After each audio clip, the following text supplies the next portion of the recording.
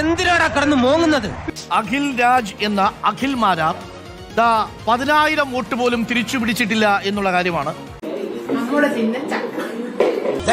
അരി മൂഞ്ചി മണ്ണെണ്ണ മൂഞ്ചിരിക്കുന്ന അവസ്ഥയിൽ എന്നെ കൊണ്ടൊന്ന് പറയിപ്പിക്കരുത്. അങ്ങനെ നന്നായിട്ട് ശരിക്ക്. എന്നാലും എന്റെ ഈശോയെ, ഞങ്ങളുടെ അധ്വാനത്തിന് ഒരു വിലയും കൽപ്പിച്ചില്ലല്ലോ നീ. സങ്കടുണ്ടോ? സങ്കടോ?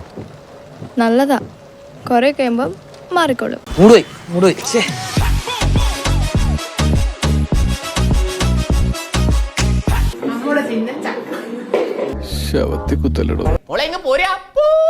ചക്ക തന്നെയാണ് താമര, താമര തന്നെയാണ് ചക്ക. വന്ന് അടുത്ത കോമഡി. ചക്ക നമ്മളിങ്ങനെ പൊളിച്ചു കാണുമ്പോ താമരയുടെ ഇതളുകൾ പോലെ ഇരിക്കുക. അപ്പൊ അതൊരു പുതിയ അറിവാണല്ലോ ഈശ്വര. ഇങ്ങനെ മണ്ടന്മാരുണ്ടോ? ചക്ക നമ്മളിങ്ങനെ പൊളിച്ചു കാണുമ്പോ താമരയുടെ ഇതളുകൾ പോലെ ഇരിക്കുക. അപ്പൊ എത്ര താമര ചക്കയ്ക്കകത്തുണ്ടെന്നൊക്കെ പറഞ്ഞ് താനൊക്കെ എന്ത് തരം മണ്ടന്മാരാണോ? ചക്ക നമ്മളിങ്ങനെ പൊളിച്ചു കാണുമ്പോ താമരയുടെ ഇതളുകൾ പോലെ ഇരിക്കുക.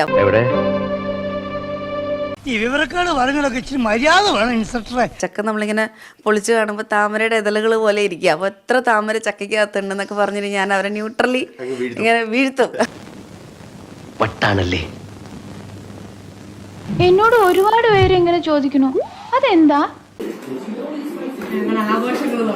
നശിച്ച് നാണം കെട്ട് നാറി വീട്ടുകാരുടെയും നാട്ടുകാരുടെയും മുഖത്ത് നോക്കാൻ പറ്റാണ്ടായിട്ടും വീണ്ടും ഈ പരിപാടിക്ക് ഇറങ്ങി തിരിച്ചല്ലോ. തൊലിക്കട്ടി വേണം. ഉളുപ്പുണ്ടടാ ചക്കണക്ക്.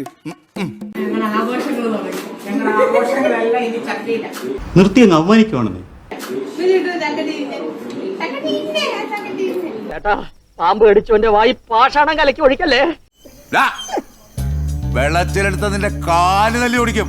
എന്ത് വിധി ഇത്, വല്ലാത്ത ചതീത്. എന്താ മോളെ, ചക്ക തന്നെയല്ലേ താമര, താമര തന്നെയല്ലേ ചക്ക.